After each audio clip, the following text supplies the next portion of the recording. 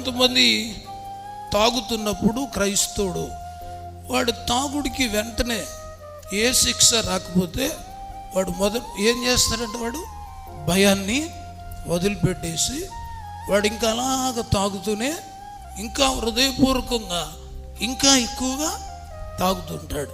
ఎందుకంటే వాడికి శిక్ష వెంటనే రాలేదు.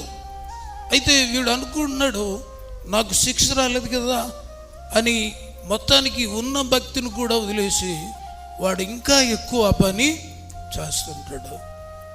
మన రక్తములో దోషం ఉన్నప్పుడు వెంటనే జబ్బు రాకపోయినా ఏదో ఒక టైంలో దాని ఎఫెక్ట్ మన మీద పడుతుంది.